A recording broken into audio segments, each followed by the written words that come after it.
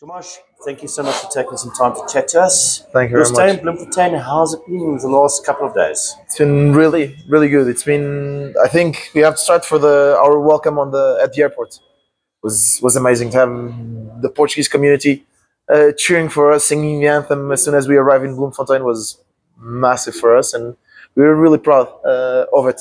I think going through the weekend was really, really impressive for us. Also, be training in Grays. It's an iconic and a really known place, and we feel really proud to be here in Bloemfontein. What does it mean for Portuguese rugby to come to the homeland of four-time world champions, back-to-back world champions, and come face them in, an area that's renowned for producing some of the toughest and the biggest Springboks?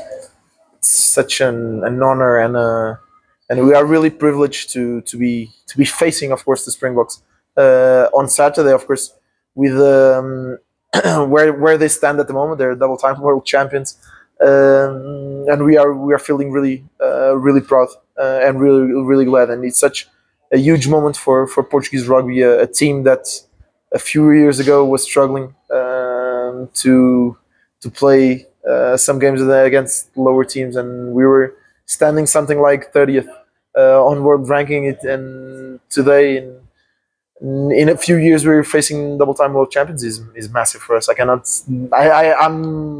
have many words to describe it. I was speaking to your president a little bit earlier this morning, and something that came up was Hugo Porto of Argentina came to South Africa in the 70s, and he took what he learned from the legends of the game in South Africa, took it back to Argentina, and we've seen what this has done for Argentine rugby, where, yes, they don't have the greatest of the World Cups, but they are still a team that's made a semi-final.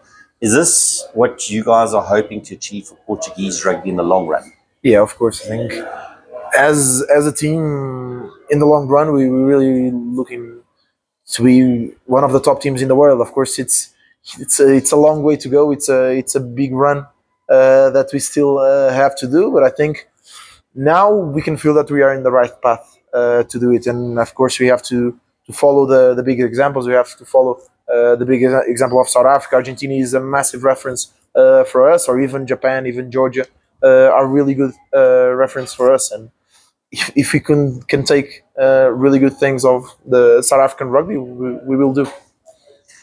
Your World Cup campaign last year in France, when a person looked at that group you guys are playing in, Wales, Australia, Fiji, it was almost a no-brainer that Portugal's not going to do anything significant. How big was that win against Fiji and that performance against Australia? It was really good. I think one of the things is when we arrived at the World Cup, no one believed we were the underdogs, and we kept being the underdogs for the whole tournament. But there was one thing: no one in the world believed us, and I think we were the only ones who truly believed on our potential. And I think as soon as we played against Wales, everyone just started to these guys have a word on it. And I think we were really proud on especially our win against Fiji was probably the biggest moment of Portuguese rugby, was that win. But I think it was part of a process, and it was a process that didn't start in 2023. It started, I would say, 4 years before. And we were really proud of that moment. It was a really big thing. Another reference we can take back to the World Cup is 2015, Springboks, Japan, Brighton. We saw what happened there. Also, a story of the underdog, or the under Lobos, if you want to put it like that. Yes. So you got. That's why I asked, did you come here with the head mentally tuned? Because this is an opportunity. Yeah, this is a massive opportunity. Of course, I would say I'm going to be honest, and I will be realistic. The Springboks in 2015 were not the Springboks of nowadays. Portugal is not the same as Japan at the moment as well. But still, we came here to try to shock the world. We're not 100% focused on the end result, but we came here to shock the world and perform. So we are really confident, and of course, in the back of our mind, we always have the game Japan against the Springboks in 2015. But if I have to look back to 9 July 2 years ago, I'll always remember the date because it's my son's birthday. Wales came here against a team that just won the World Cup. They stunned the Springboks. They silenced them a little bit. So there's always hope, and that's probably one of the beautiful things about sport is as long as there's belief, anything can happen. Yeah, definitely. As you said, I think everyone loves an underdog, and we are here with that status. So I think as I said before, we are here to shock the world, and we'll see how it goes. And if we look at the test coming on Saturday, it's going to be a big one, of course, because it is the world champions. They are starting with their process, their 4-year process, like we refer to now, bringing in some youngsters. But Rassie Erasmus said this team he selected, he feels could have beaten the team that lost to Ireland on Saturday. So yet again an opportunity, but how important is it for Portuguese rugby to learn through the process as opposed to looking at the scoreboard? I think there's two things on your question that I have to look on. Of course, they're changing a lot of the players that played against Ireland. It's a really different team, but if you look at the names of Manny Liebach, Lucan Johan, Essereisen, it's really talented and experienced players. So I think it's a combination. I think that the Springboks are not underestimating us, and I think they'll put a massive game on us. And of course, we're not looking into the scoreboard by itself. I think our main focus is not the scoreboard for sure. It's the way we can perform. It's the way we can learn to this process. And I think it's a big test to see where is our standard and where we are at the moment, because we're facing the best team in the world. So after this, we will take a lot of lessons from this game. We'll see what we are doing well. Sometimes some areas that we need to improve, and I think this is going to be huge for us.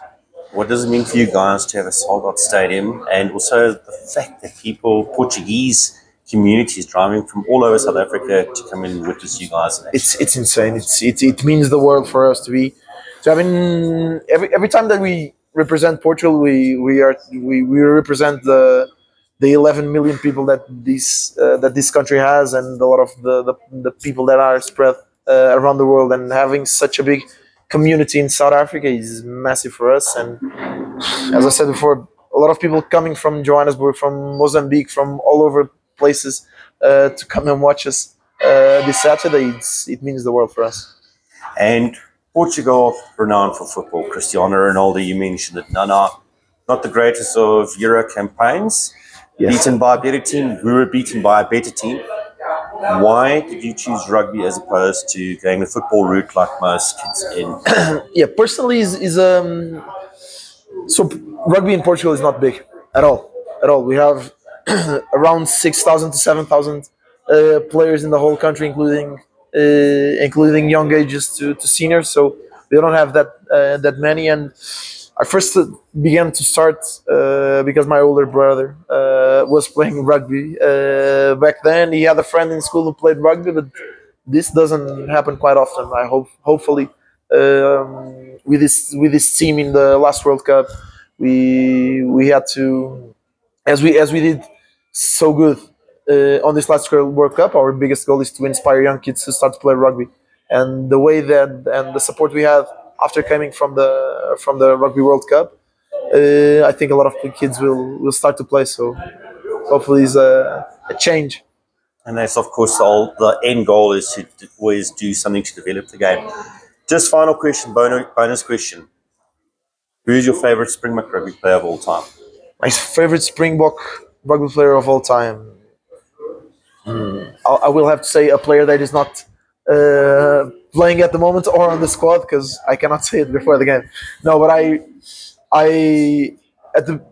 in the years that I was growing up, I really enjoyed seeing Schalk playing. He was such a unit, such a strong player, such an influence player of the game. Of course, nowadays see a Kolisi. He's a massive reference. He's such an impressive captain and a leader. So I would say those two. Fantastic. Tomás, really appreciate your time. Thank you very much. All the best for Saturday's game, and thank you very much. Hope all goes well for you guys. Thank you very much, mate.